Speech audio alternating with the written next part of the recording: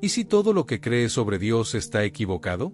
¿Es Dios una realidad o una ilusión creada por nuestra mente? Hoy, exploraremos la pregunta más antigua y desafiante de la humanidad: ¿existe Dios? La filosofía ha intentado entender la existencia de Dios desde la razón, la lógica y la experiencia humana. Podemos dividir las respuestas en tres corrientes principales: teísmo, ateísmo y agnosticismo. Los teístas afirman que Dios existe y que es la causa última de todo. Esta creencia ha sido defendida por figuras como Santo Tomás de Aquino y San Anselmo. San Anselmo tenía un razonamiento súper interesante. Él decía que la idea de Dios ya es una prueba de que existe. Su lógica era más o menos así: si puedes imaginar un ser perfecto, ese ser debe existir. ¿Por qué? Porque un ser perfecto no sería perfecto si no existiera. En resumen, Dios tiene que existir porque lo más grande que podemos concebir no puede ser solo una idea en la mente, también debe estar en la realidad. Luego, decía algo así como: Dios es el único ser necesario. Todo lo demás en el universo depende de algo para existir, ¿cierto? Pero Dios no depende de nada ni de nadie, Él simplemente es. Esto lo hace diferente de todo lo demás. Otro punto que me gusta es que para San Anselmo, Dios no solo existe, sino que es la máxima bondad, verdad y perfección. No puedes imaginar algo más bueno, más verdadero o más perfecto que Dios. Por eso, decía que todo lo bueno que vemos en el mundo no es más que un reflejo de esa bondad máxima que es Dios.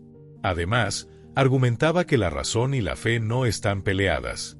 O sea, puedes usar la lógica para llegar a la idea de Dios, pero también necesitas la fe para comprenderlo plenamente. Es como un equilibrio entre entender y creer. Y finalmente, decía que todo en el universo apunta hacia Dios. Todo lo que existe tiene un propósito, y ese propósito solo se puede entender en relación con el Creador. Por otro lado, Santo Tomás de Aquino. Él trató de demostrar que la razón y la fe no están en conflicto, sino que se complementan. Sus famosas 5 vías son un buen ejemplo de esto. Santo Tomás tenía estas ideas que él llamaba las 5 vías para demostrar la existencia de Dios. Por ejemplo, la primera es superlógica: todo lo que se mueve tiene que haber sido movido por algo más. No puedes tener una cadena infinita de movimientos, así que debe haber un motor original que inició todo, y él decía que ese motor es Dios. Después decía que todo tiene una causa. Nada sucede por sí solo, ¿verdad? Pero, de nuevo, no puedes tener una cadena infinita de causas. Tiene que haber una causa primera, que no fue causada por nada más, y esa sería Dios. Luego, este punto me parece genial: todo lo que existe podría no haber existido. O sea, nada es absolutamente necesario, pero si todo fuera así, en algún momento no habría habido nada. Entonces, tiene que haber algo que exista desde siempre y necesariamente. Y eso es Dios. Otra que me gusta es sobre los grados de perfección. Vemos que hay cosas más buenas o más perfectas que otras. Santo Tomás decía que si comparamos algo, debe haber un estándar máximo de perfección, y eso es Dios. Y la última, el orden del universo. Todo parece tener un propósito o seguir una lógica, incluso las cosas que no son inteligentes, como los planetas o las estrellas. Él decía que este orden debe venir de una inteligencia suprema, y bueno, ya sabes quién es para él, ¿cierto? Pero si Dios es perfecto, y todo lo que existe proviene de Él, ¿cómo explicamos el sufrimiento y el mal en el mundo? ¿Acaso el mal es una creación directa de Dios? Santo Tomás respondería que no, que el mal no es algo en sí mismo, sino una carencia, una ausencia de bien. Pero, ¿basta con esa explicación? Aquí entra la paradoja: si Dios es el motor, la causa y el orden perfecto, ¿por qué permite la desarmonía? Algunos dirían que el sufrimiento es necesario para el libre albedrío, para darnos la capacidad de elegir entre el bien y el mal. Pero esto nos lleva a otro punto: ¿no sería más perfecto un mundo donde no necesitáramos el mal para aprender? Entonces, cabe preguntarse: ¿es el mal realmente parte de un plan superior que no podemos entender, o es simplemente el resultado de un universo que no fue diseñado para ser perfecto, sino libre? Y, en ese caso, ¿podemos aceptar que la libertad implica caos, dolor y, a veces, injusticia? ¿Es el sufrimiento un error de diseño, una lección necesaria, o algo que simplemente está más allá de nuestra comprensión. Para algunos, el sufrimiento es una prueba de Dios, para otros, su mayor refutación. Desde su cosmovisión, los ateos rechazan la idea de un ser supremo por falta de evidencia tangible y porque consideran innecesaria su existencia para explicar el mundo. Pero aquí surge una pregunta. ¿Es el ateísmo una postura puramente racional, un rechazo sofisticado a Dios, o también una reacción visceral ante una cosmogonía incapaz de dar sentido al caos y al sufrimiento? Un ejemplo clásico es el cuestionamiento de Epicuro sobre la idea de un Dios bueno y todopoderoso. Un filósofo que desafió el pensamiento teísta con una lógica tan aguda que ha resonado a lo largo de los siglos. Aunque su visión no fue necesariamente atea, sí fue profundamente crítica del concepto tradicional de un Dios perfecto y omnipotente. Epicuro no encajaba como teísta porque su filosofía se centraba más en la búsqueda de la felicidad terrenal y en un universo regido por la naturaleza, no por un ser divino intervencionista. Uno de los puntos más célebres de Epicuro es su paradoja del mal, que expone así: si Dios es omnipotente y bondadoso, ¿por qué existe el mal? Y desmenuza este dilema con preguntas provocadoras. Si Dios puede eliminar el mal, pero no quiere, ¿entonces no es bondadoso? Si quiere eliminarlo, pero no puede, ¿entonces no es omnipotente? Y si ni puede ni quiere, ¿por qué lo llamamos Dios? Con estas palabras, Epicuro no solo pone en duda la existencia de un Dios perfecto, sino que también confronta a los teístas con el problema del sufrimiento en el mundo. ¿Cómo conciliar la idea de un ser supremo que ama a sus criaturas con un mundo lleno de dolor, injusticia y caos? Epicuro, en su tiempo, no buscaba negar a los dioses en su totalidad, pero los concebía como seres indiferentes a los asuntos humanos. En su visión, los dioses existían, pero vivían en un estado de perfecta felicidad y no interferían en la vida de los mortales. Esta postura tiene profundas implicaciones. Para Epicuro, lo que importa no es agradar a los dioses ni buscar consuelo en ellos, sino encontrar la felicidad dentro de nosotros mismos y en nuestra relación con el mundo natural. Su filosofía, centrada en el placer, entendido como la ausencia de dolor y perturbación, nos invita a vivir una vida de simplicidad, amistad y reflexión, sin preocuparnos por el juicio divino o el más allá. Y aquí está el corazón de su distancia con el teísmo. Epicuro no veía el universo como un diseño divino con propósito moral, sino como un sistema gobernado por átomos y leyes naturales. La intervención de un Dios personal simplemente no tenía lugar en su filosofía. Ahora bien, la paradoja de Epicuro no solo es un cuestionamiento, sino una invitación a reflexionar. ¿Es posible que la existencia del mal no sea incompatible con un Dios perfecto, sino un reflejo de nuestra libertad y limitaciones humanas? O quizás Epicuro tenía razón al sugerir que buscamos en los dioses respuestas que deberíamos encontrar en nosotros mismos. La paradoja de Epicuro siempre me ha parecido una daga afilada, pero no necesariamente para herir, sino para cortar las capas de comodidad que rodean nuestras creencias. Epicuro no rechaza la existencia de lo divino, pero lo redefine, alejándolo de la idea de un Dios intervencionista y moralmente perfecto. En su lugar, imagina dioses despreocupados, viviendo en una perfección inalcanzable, como observadores distantes. Pero aquí está mi inquietud. ¿Es posible que su visión sea un espejo de nuestra incapacidad de reconciliar la lógica con lo trascendental? Cuando Epicuro pregunta por qué un Dios perfecto permite el mal, parece que está desafiándonos más a nosotros mismos que al concepto de Dios. Tal vez el error no está en la naturaleza divina, sino en cómo pretendemos encajarlo en nuestros límites humanos.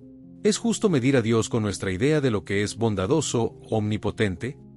Por otro lado, Epicuro ofrece un punto de partida poderoso, el mal como una cuestión natural, no moral. Esto nos lleva a mirar hacia adentro, a buscar la felicidad no en lo que nos promete lo divino, sino en nuestra capacidad de minimizar el dolor y vivir en armonía con el mundo. Pero si seguimos este camino, me pregunto, ¿no estamos relegando al ser humano a ser el único arquitecto de su sentido? ¿Podemos soportar ese peso sin un horizonte trascendental? Quizás, como dijiste, la paradoja no es un golpe definitivo contra Dios, sino una invitación a replantear lo que entendemos como divinidad. Entonces, la pregunta real no es si Epicuro tenía razón, sino si nosotros hemos construido una idea de Dios que no permite respuestas. Tus reflexiones me recuerdan lo que Epicuro mismo buscaba, desafiar nuestras certezas, no por destruirlas, sino por fortalecer nuestra capacidad de cuestionar. Cuando él hablaba del mal, no solo enfrentaba a Dios, sino a nuestra necesidad de atribuirle un propósito al dolor. Tal vez Epicuro no quería deshacerse de la idea de lo divino, sino liberarnos del peso de una visión que nos exigía entender lo incomprensible. Pero luego llega Nietzsche, y no es sutil como Epicuro. Él no cuestiona desde los márgenes, sino que entra con un martillo: Dios ha muerto. Para Nietzsche, esta no es una paradoja que resolver, sino una afirmación de que el mundo ha cambiado. La humanidad, dice él, ya no necesita a Dios para encontrar sentido, pero esto no nos deja en paz, sino frente a un abismo. Hablar de Nietzsche y su postura sobre el ateísmo no es simplemente seguir un hilo de ideas, sino adentrarnos en un terreno volcánico, donde cada pensamiento parece estallar para desafiar las certezas más profundas de nuestra cosmovisión. Cuando Nietzsche proclama Dios ha muerto, no está celebrando una victoria del ateísmo en el sentido simple de negar a Dios. Más bien, está señalando el fin de una era. La muerte de Dios simboliza la desaparición de los valores absolutos que durante siglos han guiado a la humanidad. Es un diagnóstico de nuestra época, una constatación de que la modernidad ha corroído los cimientos sobre los que se construían el significado y la moral. Nietzsche no se limita a negar la existencia de Dios, lo que hace es declarar que la creencia en él ha perdido su intrínseco poder para dar sentido a nuestras vidas. Pero fíjate en esto. La muerte de Dios no es tanto un acto de liberación inmediata, como podría pensarse, sino una carga. Nietzsche no propone un ateísmo simple, sino algo mucho más profundo: el nihilismo. Este término, cargado de sofística ambigüedad, describe el abismo que enfrentamos cuando nos damos cuenta de que, sin Dios, no hay un propósito prediseñado, ni un sistema universal de valores que nos ampare. Es un vacío que exige ser llenado, y Nietzsche nos lo arroja como una prueba de fuego. Si Dios está muerto, ¿qué harás ahora? Aquí reside su desafío. El ateísmo de Nietzsche no es un rechazo banal de la divinidad, sino una invitación a la autocreación. Nos pide convertirnos en lo que él llama el Übermensch, el superhombre, aquel que tiene el coraje de crear sus propios valores, sin depender de un orden trascendental. Pero este proceso no es sencillo, porque implica enfrentarse al caos, a la ausencia de un telos universal, y asumir la inmensa responsabilidad de ser autores de nuestro propio significado. Nietzsche rechaza el ateísmo superficial que simplemente niega a Dios, pero sigue dependiendo de valores que derivan de la tradición teísta. Por ejemplo, las ideas de justicia, moralidad universal o la creencia en el progreso inevitable, para él, son residuos de la estructura religiosa que pretendemos abandonar. Su visión es mucho más radical. Si vamos a vivir sin Dios, debemos reconstruir desde las cenizas, sin apoyarnos en los fragmentos de lo que hemos destruido. ¿Y qué hay de su relación con el sufrimiento? Para Nietzsche, el sufrimiento no es un problema que deba resolverse, como planteaba Epicuro. Más bien, es una realidad fundamental de la existencia, algo que debemos abrazar como parte del proceso de vivir auténticamente. Lo que no me mata me hace más fuerte, dice, encapsulando su idea de que el sufrimiento puede ser un catalizador para el crecimiento y la transformación, no una prueba contra la existencia de Dios, sino una invitación a superar nuestras limitaciones. Nietzsche no ve el ateísmo como una simple negación de Dios, sino como el inicio de una transformación monumental. Nos deja frente a esta pregunta: si no hay un Dios que defina el bien y el mal, ¿estamos preparados para asumir la inmensa responsabilidad de ser los arquitectos de nuestro propio destino? Nietzsche me fascina y me inquieta al mismo tiempo. Su idea de que Dios ha muerto no es solo una afirmación, es una sacudida profunda, casi como si nos dijera que hemos heredado un castillo vacío y ahora debemos decidir qué hacer con él. Sin embargo, hay algo en su postura que me deja reflexionando. ¿Es realmente posible vivir en un mundo donde los valores absolutos han desaparecido sin caer en el caos del nihilismo? El nihilismo que él describe no es solo un vacío, sino una suerte de vértigo existencial. La ausencia de un propósito trascendental nos deja libres, sí, pero también expuestos al abismo de nuestra propia fragilidad. Nietzsche nos desafía a crear nuevos valores, a convertirnos en ese Übermensch, ese superhombre que puede construir un significado desde las ruinas de lo antiguo. Pero, me pregunto si todos estamos preparados para asumir una tarea tan titánica. ¿No corremos el riesgo de que esta libertad nos consuma, de que el peso de ser creadores nos aplaste? Además, si miramos con detalle, su rechazo no es contra Dios en sí, sino contra la idea de un Dios que nos infantiliza, que nos da respuestas cómodas para evitar que enfrentemos el caos de la existencia. Es como si Nietzsche no quisiera destruir la espiritualidad, sino transformarla en algo más humano, más auténtico, más cercano a nuestra experiencia terrenal. Pero incluso ahí surge la pregunta: ¿es posible reconstruir sin apoyarnos en los fragmentos de lo que hemos destruido? ¿Y qué decir del sufrimiento? Aquí, Nietzsche se aparta tanto de Epicuro como de los teístas. Para él, el dolor no es algo que deba evitarse ni justificarse, sino algo que debemos abrazar como parte esencial de la vida. Esta idea de que lo que no me mata me hace más fuerte resuena como un llamado a convertir el sufrimiento motor en fuerza transformadora. Pero no puedo evitar pensar: ¿qué pasa con aquellos que no encuentran esa fortaleza? ¿Con aquellos que el sufrimiento no los hace más fuertes, sino que los consume?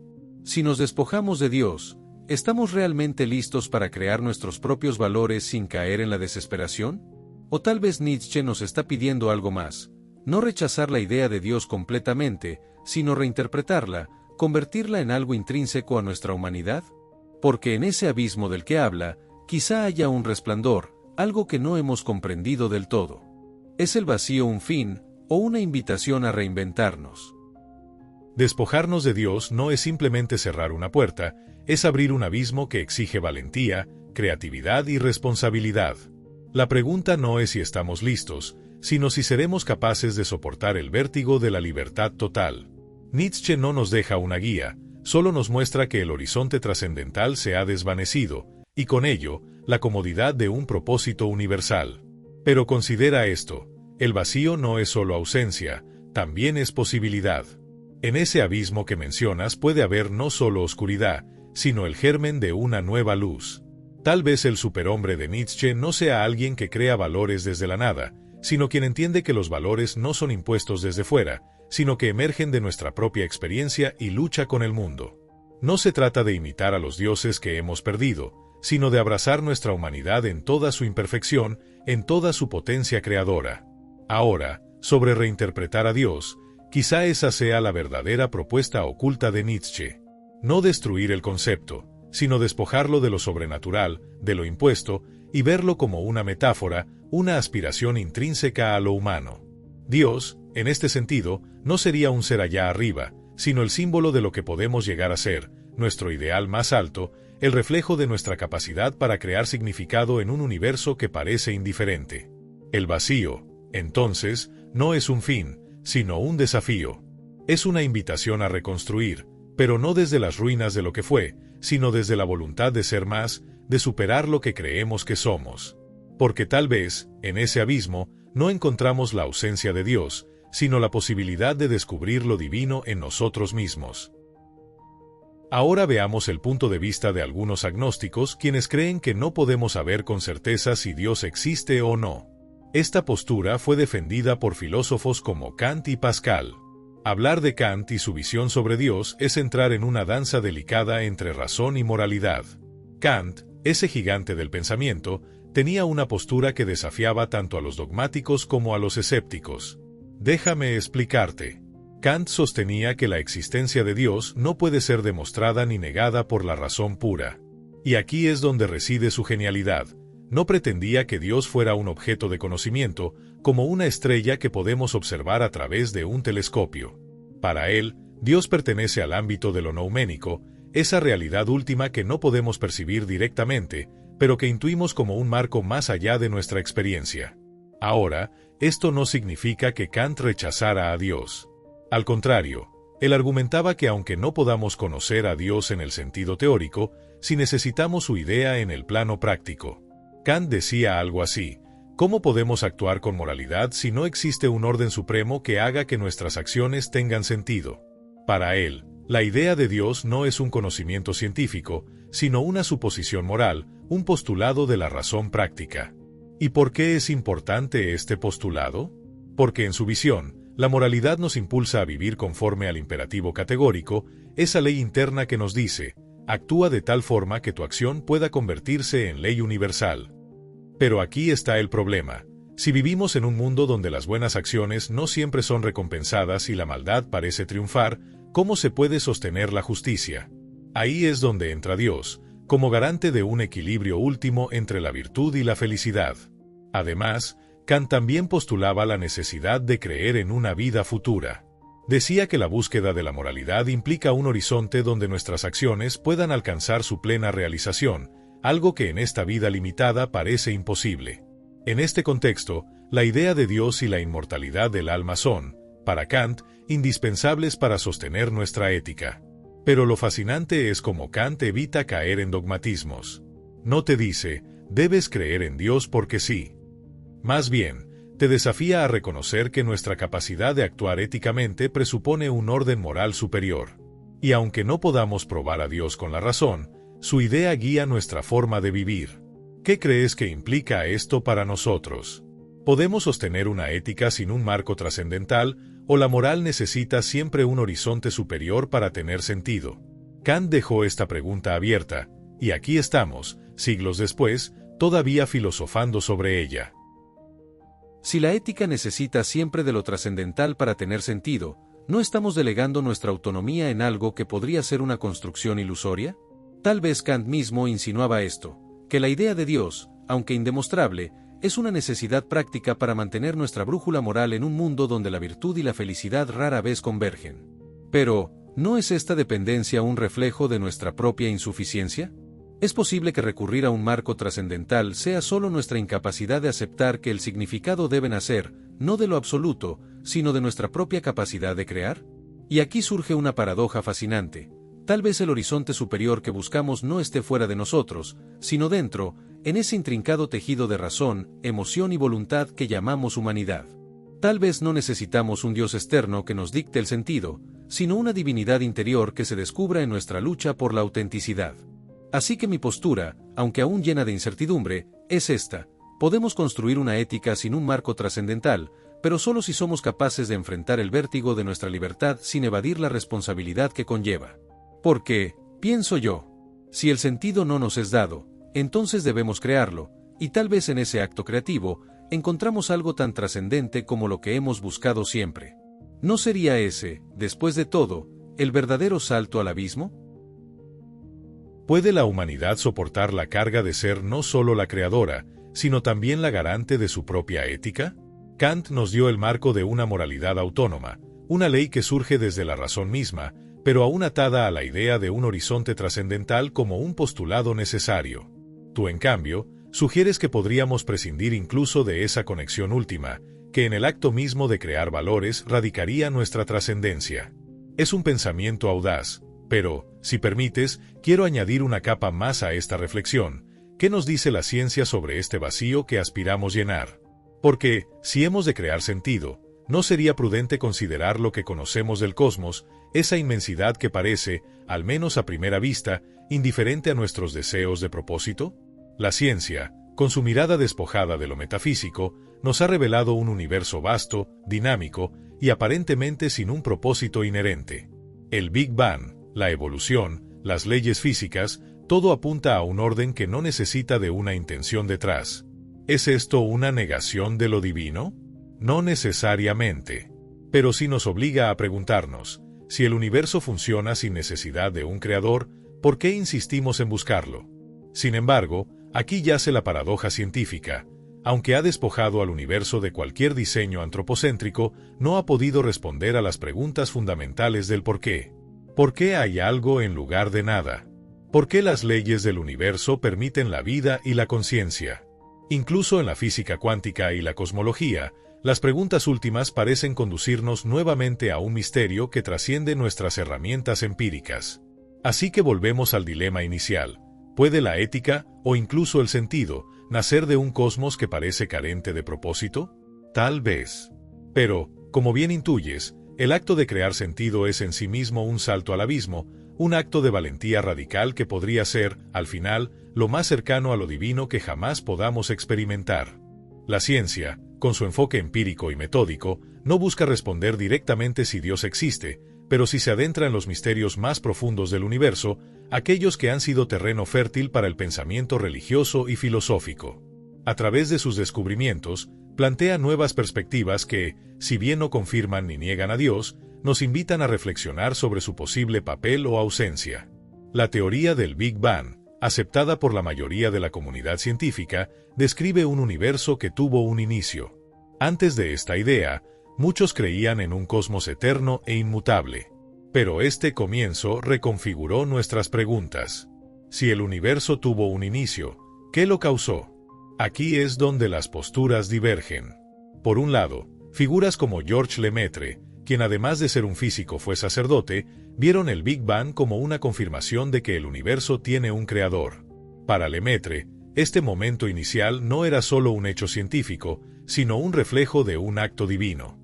Sin embargo, otros, como Stephen Hawking, plantearon una visión puramente naturalista. Según él, las leyes del universo, como la gravedad, hacen posible que el cosmos se cree a sí mismo, sin necesidad de un creador. Hawking afirmó, no necesitamos invocar a Dios para explicar cómo el universo comenzó.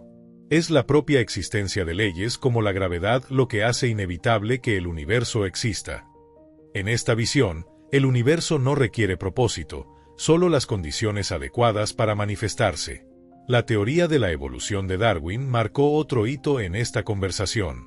Con ella, se demostró que la vida no necesita una intervención divina para desarrollarse, sino que puede surgir y evolucionar a través de procesos naturales como la selección natural. Este hallazgo despojó a Dios de su papel como creador directo de las formas de vida, pero no eliminó la pregunta de por qué existen estas leyes que permiten la vida. El físico Paul Davies, por ejemplo, señaló algo profundamente intrigante: las leyes del universo parecen finamente ajustadas para permitir la vida. Si las constantes fundamentales, como la velocidad de la luz o la fuerza de la gravedad, fueran solo un poco diferentes, la vida tal como la conocemos no podría existir. Para Davies, esto no es prueba de Dios, pero sí sugiere que podría haber un propósito subyacente en el cosmos. Por otro lado, el concepto de ajuste fino también tiene una respuesta naturalista, la hipótesis del multiverso. Esta idea propone que nuestro universo es solo uno entre infinitos, cada uno con diferentes leyes y constantes. Nosotros existimos en este porque tiene las condiciones adecuadas para la vida, no porque haya sido diseñado específicamente para ello. A pesar de sus logros, la ciencia se encuentra con un límite inevitable: no puede responder al porqué último. Puede explicar cómo comenzó el universo o cómo surge la vida, pero no puede abordar el motivo fundamental de su existencia. ¿Por qué hay algo en lugar de nada? Esta pregunta trasciende la capacidad de las herramientas científicas y se adentra en el ámbito filosófico y metafísico. Al final, la ciencia nos ofrece conocimiento, pero también amplía el misterio. Nos muestra un universo profundamente ordenado, pero sin una garantía de propósito. Nos da explicaciones naturales, pero deja abierta la posibilidad de lo trascendental. En este cruce de caminos, la pregunta no es si Dios puede ser probado por la ciencia, sino si la existencia misma de un cosmos tan vasto y complejo apunta hacia algo más grande que nuestras herramientas actuales pueden comprender. La ciencia, con su precisión metódica, despliega un universo ordenado, vasto y profundamente indiferente a nuestras preguntas existenciales. Nos da leyes, constantes y explicaciones que, aunque iluminan lo cómo, dejan en penumbra el porqué. Si el Big Bang fue el comienzo, ¿qué lo originó? Si las leyes naturales permiten la vida, ¿por qué existen con tal ajuste? Tal vez, no busque a Dios, pero sin saberlo, parece dibujar el contorno de algo más grande que el propio entendimiento humano.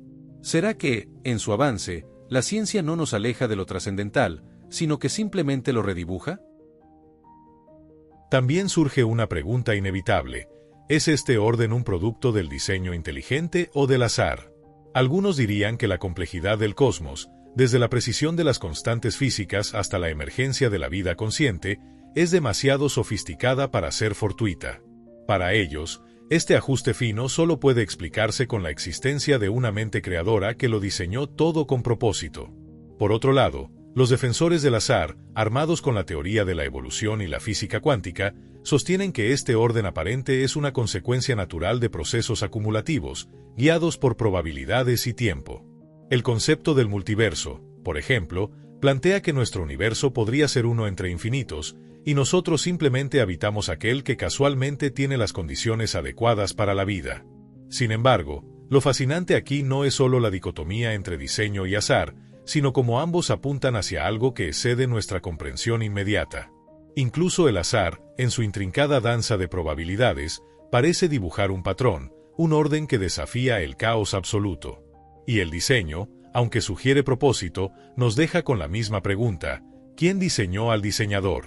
Tal vez la clave no esté en elegir entre uno y otro, sino en reconocer que tanto el diseño como el azar nos conducen de vuelta al misterio. Y en ese misterio, seguimos preguntándonos si el universo, con su indiferente majestuosidad, nos está hablando de un creador, de una casualidad extrema, o de algo que aún no somos capaces de concebir. La respuesta no es definitiva, pero el acto de buscarla ya es, en sí mismo, profundamente humano. Entonces, la ciencia niega a Dios o simplemente lo redefine en sus propios términos. Porque parece que, incluso en el azar, hay un orden tan intrincado que roza lo trascendental. Tal vez la ciencia no lo niega, pero tampoco lo confirma, simplemente nos deja frente al misterio, con más preguntas que certezas. No necesariamente.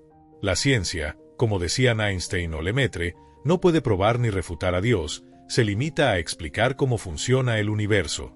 Algunos, como Newton, veían a Dios detrás del orden natural, mientras que otros, como Hawking, consideraron las leyes suficientes por sí mismas. La ciencia no niega, simplemente no aborda el porqué último. Ahora, ¿cómo se relacionan la filosofía y la ciencia en este tema? Aquí hay algunos puntos clave. La filosofía busca el ¿por qué?, mientras que la ciencia busca el ¿cómo? Por ejemplo, la filosofía puede preguntar ¿por qué existe el universo?, mientras que la ciencia responde ¿cómo comenzó el universo? La filosofía admite que hay preguntas que la razón no puede responder. La ciencia, por su parte, acepta que no tiene todas las respuestas, pero sigue buscando. Ambas disciplinas coinciden en que nuestra percepción del universo es limitada. Tanto filósofos como científicos enfrentan la misma pregunta: ¿puede nuestra mente, limitada por su propia naturaleza, comprender algo tan inmenso como Dios y el universo? La pregunta sobre la existencia de Dios sigue abierta, tanto para la filosofía como para la ciencia. Tal vez no se trate de hallar una respuesta definitiva, sino de explorar el misterio. Para algunos, Dios es una figura externa, otros lo ven como la fuerza que da coherencia al universo, mientras que hay quienes simplemente niegan su existencia. Entonces, ¿qué debemos hacer con esta incertidumbre? La incertidumbre no es una debilidad, sino una oportunidad para reflexionar, aprender y buscar significado. Al final, como dijo Sócrates, una vida sin examen no merece ser vivida. Mi pregunta para ti, y para quienes nos ven, es: ¿qué representa Dios para ti? ¿Es una creencia, una duda o un misterio por explorar? ¿Qué piensan ustedes? ¿Existe Dios? Compartan sus ideas en los comentarios y sigamos cuestionando el mundo juntos. Nos vemos en el próximo diálogo filosófico.